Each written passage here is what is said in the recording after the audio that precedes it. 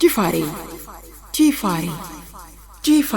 ወቅታዊ ሀገራዊና ቀጠናዊ ጉዳዮች ይቀርቡበታል። ጂፋሬ ቲዩብ ከአፍሪካችን ብሎም ከዓለም አቀፍ ወቅታዊ መረጃዎች የሚቀርቡበት ጂፋሬ ቲዩብ ጥራታቸውን የጠበቁ መረጃዎች እንዲደርሷችሁ ቤተሰብ በመሆን ላይክ፣ ሼር፣ ሰብስክራይብ ያድርጉ። ጂፋሬ ቲዩብ። ሰላም ጤና ይስጥልኝ የተከበራችሁ አድማጮቻችን እንደምን ቆይታችኋል? ከጂፋሬ ቲዩብ ለሰዓቱ ከሀገር ቤት ከአፍሪካና ከዓለም አቀፍ ሊያጠናቀርናቸው ዜናዎቻችን ይዘን ቀርበናል። አብራችሁን ቆዩ። የተመድ ዋና ጸሐፊ በትግራይ ክልል ወደ ሰፊ ግጭት የመመለስ ስጋት እንዳሳሰባቸው ገለጹ። በኢትዮጵያ መከላከያ ሰራዊትና በትግራይ ኃይሎች መካከል በተፈጠረው ግጭት ምክንያት በሲቪሎች ላይ ሊደርስ የሚችል ተጽዕኖና ወደ ሰፊ ግጭት የመመለስ ስጋት እንደሚያሳስባቸው የተመድ ዋና ጸሐፊ አንቶኒዮ ጉቴሬስ ገልጸዋል። የተባበሩት መንግስታት ዋና ጸሐፊ አንቶኒዮ ጉቴሬስ በትግራይ ክልል ያለውን ሁኔታ በቅርበት እየተከታተሉ እንደሚገኙ በቃል አቀባያቸው በኩል ገልጸዋል። በክልሉ የተከሰቱ አዳዲስ ውጥረቶችና የተዘገቡ ግጭቶች የጸጥታ ሁኔታ እየተባባሰ እንዲሄድ አስተዋጽኦ ማድረጋቸውን ጉቴሬስ በቃል አቀባያቸው ፈርሃን ሀቅ በኩል ቅዳሜ ጥር 23 ቀን 2018 ባወጡት መግለጫ አሳውቀዋል።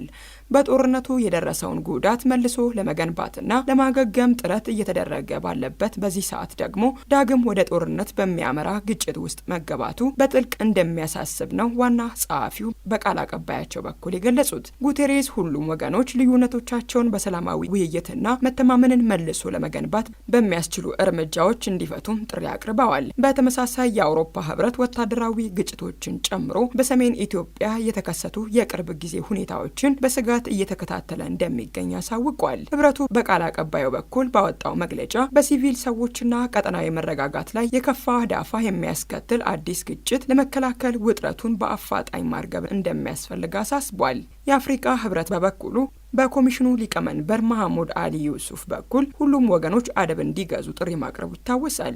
ህወሓት ግጭቱ እንደተፈጠረ ከተዘገበ በኋላ ልዩነቶች በውይይት እንዲፈቱ የቀረቡ ጥሪዎችን በበጎ እንደሚቀበል አስታውቀዋል። ህወሓት በጻፈው ደብዳቤ በአፍሪካ ህብረት አመቻችነት ሊካሄድ በሚችል ማንኛውም ውይይት ገንቢ በሆነ መንገድ ለመሳተፍ ዝግጁ እንደሆነም አቋሙን ገልጿል። የኢፌዴሪ መንግስት እስካሁን በመከላከያ ሰራዊትና በትግራይ ኃይሎች መካከል ተፈጠረ ስለተባለው ግጭትም ይሁን የአፍሪካ ህብረት የተባበሩት መንግስታት ዋና ጸሐፊና የአውሮፓ ህብረት ስላቀረቧቸው ጥሪዎች በይፋ ያለው ነገር የለም። ፓርቲው በጸለምት የተለኮሰው ጦርነት የኢትዮጵያን መንግስት በኃይል ለመገልበጥ የታለመ ነው አለ። ዲሞክራሲያዊ ስምረት ትግራይ ወይም ስምረት ፓርቲ በ3 ገጽ ባወጣው መግለጫ በጸለምት የተለኮሰው ጦርነት የኢትዮጵያን መንግስት በኃይል ለመገልበጥ የታለመ ነበር ሲል አስታውቋል። ፓርቲው በመግለጫው ኋላ ቀር እያለ የጠራውን ቡድን እስካሁን የፈጸማቸው ወንጀሎች ሳይበቁት ከሻቢያ ተልዕኮ በመቀበልና የቀበራቸውን ከባድ መሳሪያዎች በማውጣት እስከ አፋርና አማራ ክልሎች በመዝለቅ የኃይል እንቅስቃሴና የተኩስ ድርጊት እየፈጸመ ይገኛል ሲል ወንጅሏል። አክሎም የትግራይን መሬት የጦር አውድማ ለማድረግ የሚፈልጉ ሻቢያና ሌሎች የውጭ ኃይሎች የገንዘብ ና የጦር መሳሪያ እንዲያቀርቡ ቡድኑ ደግሞ የሰው ኃይልን እንዲያቀርብ እንዲሁም በመንግስትና በህዝብ ሀብቶችና ንብረቶች ላይ በመነገድ ለጦርነት ዝግጅት እንዲውል በማድረግ ላይ እንደሚገኝ አመላክቷል። ጦርነቱ ተፈናቃዮችን የማስመለስ ግዛታዊ አንድነትን የማረጋገጥ ይልቁንም በነበረው የሀዘን ድንኳን ላይ ሌላ ሀዘን የሚጨምር በመሆኑ የትግራይ ወጣት ራሱን በማንኛውም መንገድ እንዲያድን ፓርቲው ጥሪውን አቅርቧል።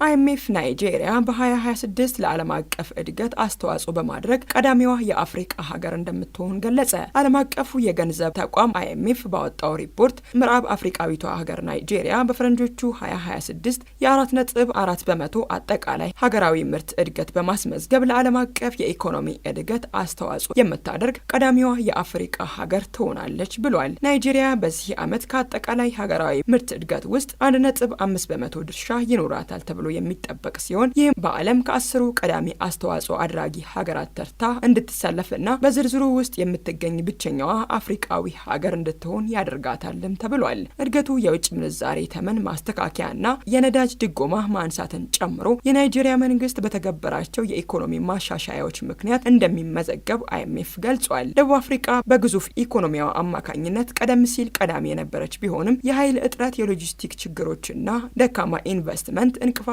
እንደሆኑባት ተመላክቷል። በዚህም ምክንያት በፈረንጆቹ 2026 የኢኮኖሚ እድገቷ 1.4 በመቶ ብቻ እንደሚሆን ያመለክታል ሲል ስፑትኒክ አፍሪካ ዘግቧል። የራፋ ድንበር ከ2 ዓመታት በኋላ በከፊል መከፈቱ ተሰማ። በጋዛ ሰርጥና በግብጽ መካከል የሚገኘው የራፋ የድንበር ማቋረጫ ከ2 ዓመታት መዘጋት በኋላ በሙከራ ደረጃ መከፈቱ ተሰምቷል። የሰዎች ዝውውርም ከዛሬ ጀምሮ በሁለቱም አቅጣጫዎች በይፋ እንደሚጀመር ተነግሯል። በዚህም በቀን በአማካይ 150 ሰዎች ከጋዛ እንዲወጡ 50 ያህሉ ደግሞ ወደ ጋዛ እንዲመለሱ ይደረጋል ተብሎ ይጠበቃል። በተለይም በጦርነቱ ወቅት ከጋዛ የወጡ ፍልስጤማውያን በዚህ በር በኩል ብቻ ወደ ቀያቸው እንዲመለሱ ይፈቀድላቸዋልም ተብሏል። የግብጽ መንግስት ቁጥራቸው የበዛ አምቡላንሶችን በድንበሩ ላይ ያሰማራ ሲሆን በጦርነቱ የቆሰሉና ሕክምና የሚያስፈልጋቸው ፍልስጤማውያን ወደ ግብጽ ሆስፒታሎች ተወስደው ሕክምና እንዲያገኙ ይደረጋልም ተብሏል። እስራኤል የድንበሩን እንቅስቃሴ በርቀት በቴክኖሎጂ እንደምትቆጣጠርና ግብጽ በየቀኑ ድንበሩን የሚያቋርጡ ሰዎችን ዝርዝር ለክትትል እንዲያመቻች የመመዝገብ ስራውን እንድትሰራ ከስምምነት ላይ መድረሱንም ዘገባዎች አመላክተዋል። ምንም እንኳን ድንበሩ ቢከፈትም እስራኤል በበኩሏ ጥብቅ የደህንነት ፍተሻ እንደምታደርግና በጦርነቱ የተሳተፉ ታጣቂዎች ላይ ጥብቅ ቁጥጥር እንደሚኖር አስታውቃለች። ይህ የድንበር መከፈት በጋዛ ለሚገኙ ዜጎች እንደ ትልቅ ተስፋ የታየ ሲሆን በተለይም ለታካሚዎችና ለተማሪዎች ትልቅ እረፍት እንደሚሰጥም ተመላክቷል። ውድ ቤተሰቦቻችን ከጂፋሬ ቲዩብ ለሰዓቱ ያጠናቀርናቸው ዜናዎቻችን እስካሁኖቹ ነበሩ። ትኩስና ወቅታዊ መረጃዎች እንዲደርሷችሁ ላይክ፣ ሼር፣ ሰብስክራይብ በማድረግ ቤተሰብ ይሁኑ። ጂፋሬ ወቅታዊ ሀገራዊና ቀጠናዊ ጉዳዮች ይቀርቡበታል። ጂፋሬ ቲዩብ ከአፍሪቃችን ብሎም ከዓለም አቀፍ ወቅታዊ መረጃዎች የሚቀርቡበት ጂፋሬ ቲዩብ ጥራታቸውን የጠበቁ መረጃዎች እንዲደርሷችሁ ቤተሰብ በመሆን ላይክ፣ ሼር፣ ሰብስክራይብ ያድርጉ። ጂፋሬ ቲዩብ